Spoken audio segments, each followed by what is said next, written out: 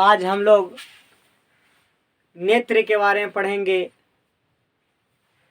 कि नेत्र में निकट दृष्टि दोष और दूरदृष्टि दोष कैसे होता है, किस प्रकार से होता है, उसी के बारे में हम लोग पढ़ेंगे। तो देखते हैं बाबू, पहले निकट दृष्टि दोष कहते किसको हैं और दूरदृष्टि दोष किसको कहते हैं। तो कह रहा है कि नेत्र में पढ़ेंगे, नेत्र में मानव नेत्र में कह रहा है कि पहला पॉइंट है निकट दृष्टि दोष। क्या कहलाएगा? निकट दृष्टि दोष। और दूसरा कहलाएगा दूरदृष्टि दोष।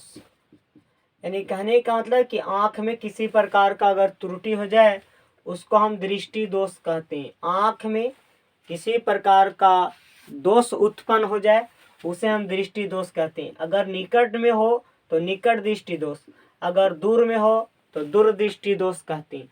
तो फिर इसमें आता है एक नेत्र गोलक। नेत्र का गोल होना ही नेत्र गोलक कहलाता है। क्या कहलाएगा? नेत्र का गोल होना नेत्र गोलक कहलाता है। तो उसी के बारे में कह रहा है कि निकट दृष्टि दोष किसे कहते हैं। तो बाबू यहाँ पे ध्यान देना है कि निकट दृष्टि दोष में क्या होता है, अगर ये निकट है और फिर कह रहा है कि दूर है, दोनों में निकट और दूर आएगा। इसमें कह रहा है कि निकट है और फिर इसमें क्या चाहिए, दूर है।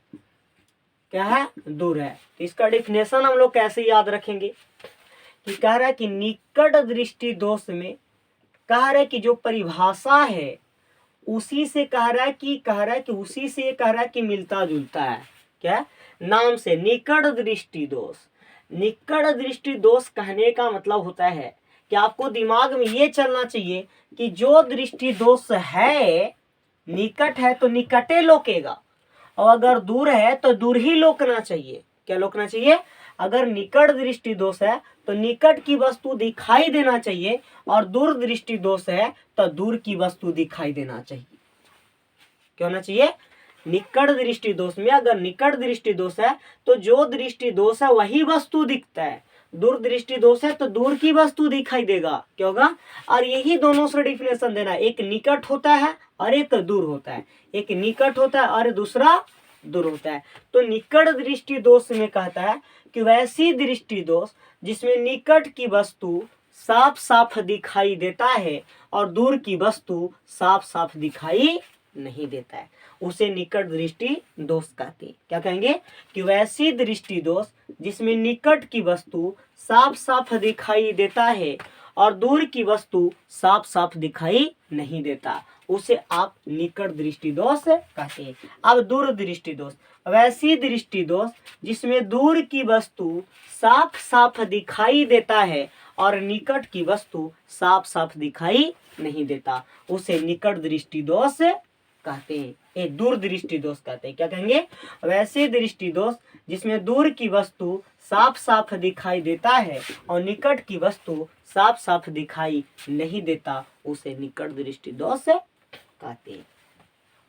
अब कह रहे कि तीसरा जो पॉइंट आएगा, कह रहा ओकरा नाम है जरा दृष्टि दोष।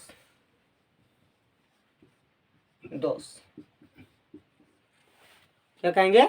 अगला जो आने वाला है उसका नाम है जरा दृष्टि दोष। क्या होता है?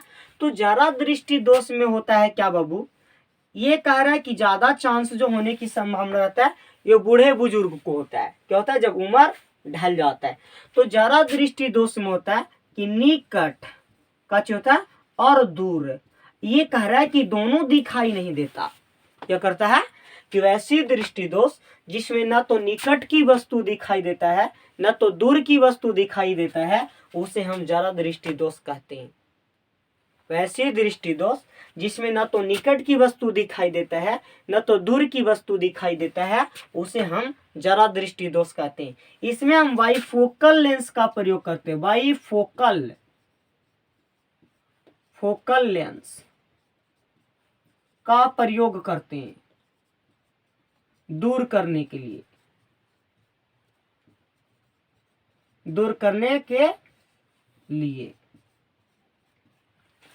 क्या किया जाएगा?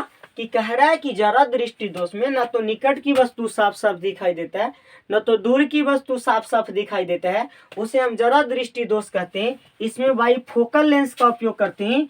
बाई का मतलब होता है दुई, और इसीलिए द्विफोकल लेंस भी कहा जाता है। फोकल लेंस क्या कहा जाएगा, इसको हम लोग द्विफोकल लेंस के नाम से भी जानते हैं। क्या कहा जाएगा, द्विफोकल लेंस कहते हैं। तो निकट दृष्टि दोष वैसी दृष्टि दोष जिसमें निकट की वस्तु साफ साफ दिखाई देता है, दूर की वस्तु साफ साफ दिखाई नहीं देता, उसे निकट दृष्टि दोष कहते हैं। निकट दृष्टि दोष को दूर करने के लिए अवतल लेंस का प्रयोग करते हैं। अवतल लेंस किसका प्रयोग करेंगे बाबू, अवतल लेंस का प्रयोग करेंगे। और दूर दृष्टि को दोष करने के लिए उत्तल लेंस का प्रयोग करते हैं। किसका प्रयोग करेंगे, उत्तल लेंस का प्रयोग करते हैं। यानी 2 अक्षर से लिखा जा रहा है तो 3 अक्षर वाला, और 3 अक्षर से लिखा जा रहा है तो 4 अक्षर वाला। 2 अक्षर से लिखा जा रहा है तो 3 अक्षर वाला, और 3 अक्षर से लिखा जा रहा है तो 4 अक्षर वाला, और यहाँ पे क्या अक्षर वाला, 3 अक्षर वाला। बात में आया कि नहीं। दूर 2 पहले आता है तो 3 पहले आएगा, 3 बाद में आता है तो 4, यानी 3 वाला के साथ 4 वाला, 2 वाला के साथ 3 वाला का इस्तेमाल करते हैं। तो इस प्रकार से आप इसको याद रख सकते हैं। ये 3 में से बाबू एक भी आई जरूर पूछा जाता है। ये क्वेश्चन 3 में से एक क्वेश्चन जरूर आ सकता है कि निकट दृष्टि दोष किसे कहते हैं, या फिर दूर दृष्टि दोष किसे कहते हैं, या जरा दृष्टि दोष किसे कहते हैं। जरा दृष्टि दोष को दूर करने के लिए किस लेंस का प्रयोग किया जाता है, द्विफोकल लेंस या बाईफोकल लेंस। कह रहा है कि निकट दृष्टि दोष को दूर करने के लिए किस लेंस का प्रयोग करते हैं, तो अवतल लेंस का प्रयोग करते हैं। दूर दृष्टि दोष को दूर करने के लिए उत्तल लेंस का हम लोग प्रयोग करते हैं।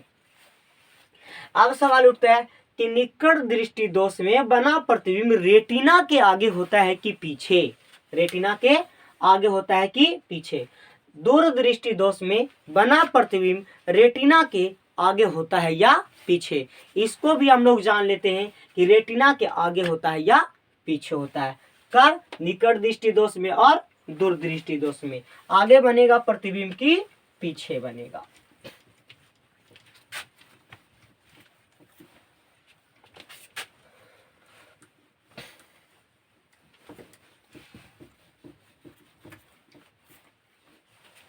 अब देखेंगे हम लोग कि कह रहा है यहाँ पे कि जैसे मान लेते हैं कि ये कह रहा है कि नेत्र गोलक है,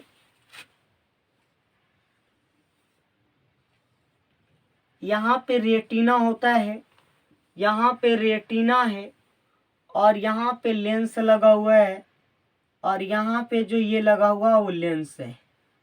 क्या लगा हुआ बॉस, ये कह रहा है कि जो लगा हुआ है वो क्या है, लेंस है। तो आंख के सबसे अंदर वाली परत को रेटिना कहते हैं। आंख के सबसे अंदर वाली परत को रेटिना या दृष्टि पटल कहते हैं। दृष्टि पटल के नाम से जाना जाता है। क्या बोलते हैं, और ये जो लगा हुआ ये लेंस है। आंख में एक उत्तल लेंस होता है। क्या होता है, उत्तल लेंस होता है। तो बाबू ये लेंस होते हैं, ठीक है।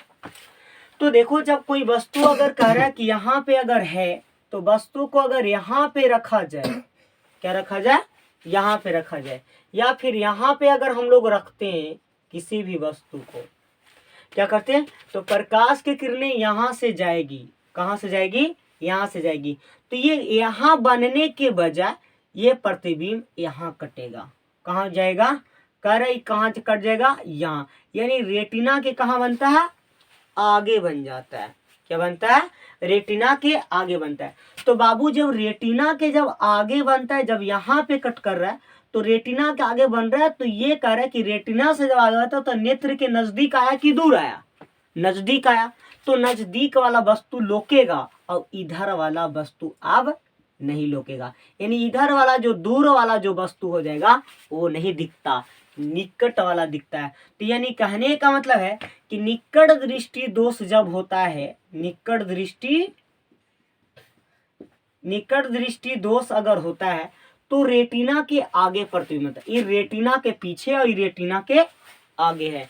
तो यहाँ से जब जाएगा तो ये रेटिना के आगे यहाँ पे प्रतिबिंब कट जाता है। तो इसीलिए हम कहते हैं कि कह रहा है कि निकट दृष्टि दोष में बना प्रतिबिंब रेटिना के आगे होता है। कहाँ हो जाएगा, रेटिना के आगे हो जाएगा। अब उसी प्रकार से अगर कह रहा है कि हम दूरदृष्टि दोष में देखें, दूरदृष्टि दोष में अगर देखें, कहाँ देखेंगे, अगर दूरदृष्टि दोष में अगर हम लोग देखते हैं तो अगर यहाँ पे किसी वस्तु को अगर रखा जाए तो इसका प्रतिबिंब यहाँ बनेगा, किधर जाएगा, ये जो कट करता है वो किधर करेगा, इधर करेगा।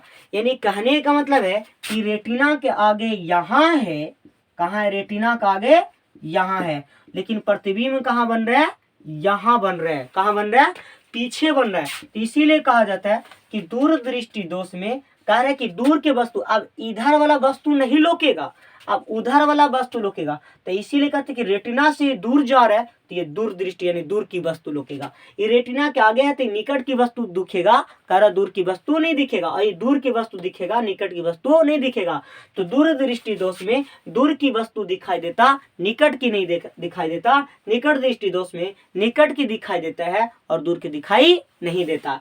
तो इसीलिए कहा गया कि कह रहा है कि दूरदृष्टि दोष में बना प्रतिबिंब रेटिना के पीछे होता है, कहाँ हो जाएगा, रेटिना के पीछे हो जाएगा। तो इस प्रकार से आपसे कभी कभी एक नंबरीवा में पूछा जाएगा कि निकट दृष्टि दोष में बना प्रतिबिंब रेटिना के आगे होता है या पीछे। तो रेटिना के निकट दृष्टि दोष में आगे होता है बाबू, और दूर दृष्टि में दोष में पीछे होता है। दूर बनता है इसीलिए दूर दृष्टि दोष, दूर की वस्तु दिखाई देगा। निकट बन जाता है इसलिए निकट की वस्तु दिखाई देता है।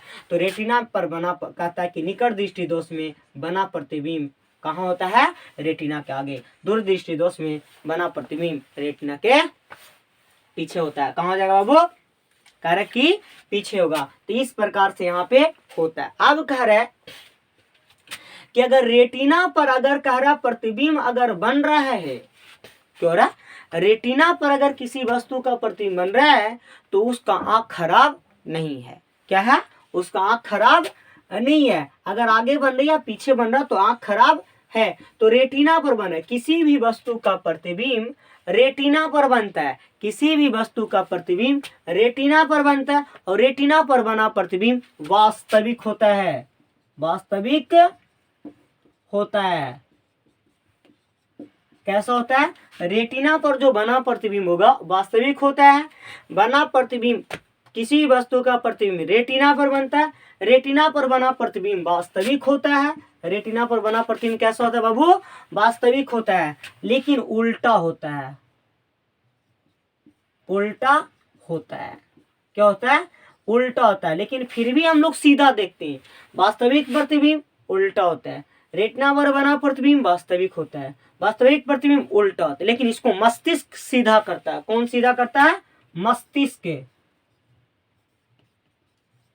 कौन सीधा करेगा भाई, मस्तिष्क जो है इसको क्या करता है, सीधा करता है। मस्तिष्क क्या करेगा, इसको सीधा करता है। रेटिना पर बना प्रतिबिंब वास्तविक होता है, उल्टा होता है, लेकिन उसको सीधा करने का काम कौन करता है, मस्तिष्क करता है। क्या करता है, मस्तिष्क जो है उसको सीधा करता है।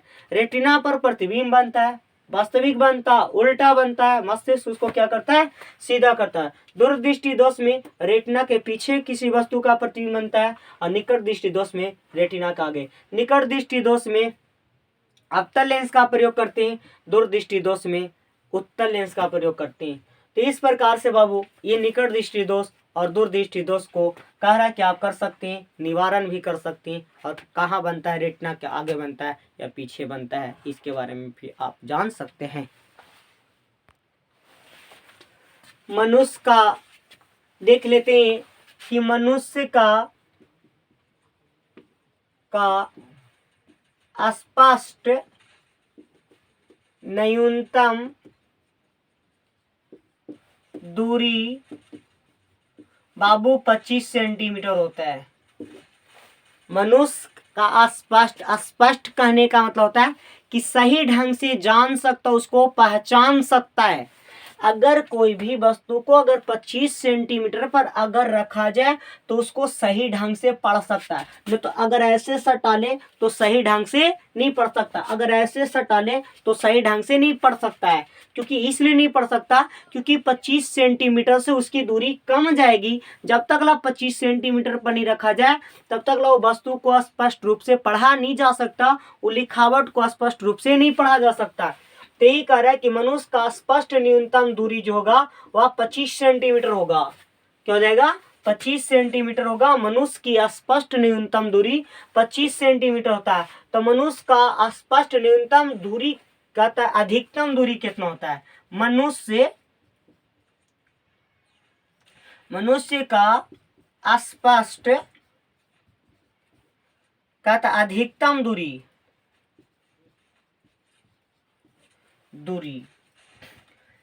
6 मीटर होता है। कितना होता है? 6 मीटर या 600 सेंटीमीटर। कितना हो जाएगा? चाहे तो आप 6 मीटर कह सकते हैं, चाहे 600 सेंटीमीटर कह सकते हैं। 6 मीटर।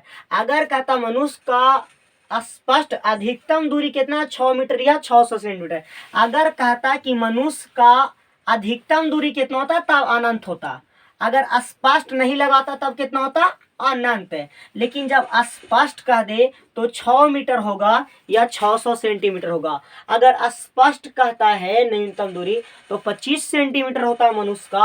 और अगर कहता है बाबू कि अगर मनुष्य का स्पष्ट अधिकतम दूरी यानी दूर तक कहाँ तक पहचान सकता है, तो हार्डली सार्डली जो पहचान सकता है कि 6 मीटर या 600 सेंटीमीटर तक उस आदमी को पहचान किया जा सकता है। अन्यथा पहचान अगर 600 सेंटीमीटर से अगर दूर चला जाए तो उस आदमी को पहचान नहीं किया जा सकता है। और जब नहीं पहचान किया जा सकता है तो उसका स्पष्ट अधिकतम दूरी जो होगा 6 मीटर या 600 सेंटीमीटर होगा। नहीं तो फिर अगर स्पष्ट को हटा दिया जाए तो मनुष्य का अधिकतम दूरी जो होगा वह अनंत तक देख सकता है। अनंत तक देख सकता है लेकिन उसको पहचान नहीं सकता कि वह आदमी कौन है। वह आदमी कौन है? अगर आपके मम्मी भी आ रहे या आपको दीदी भी आ रहे तो उसको दूर से यहाँ से देख तो रहे कि कोई आदमी आ रहा है, लेकिन आप उसको पहचान नहीं सकते कि वह मनुष्य आ कौन रहा है। दीदी आ रहे, मम्मी आ रहे, पापा आ रहे, भैया आ रहे, इसका पहचान नहीं कर सकते। या फिर आपका कोई और आने वाला है, इसको भी आप नहीं पहचान कर सकते।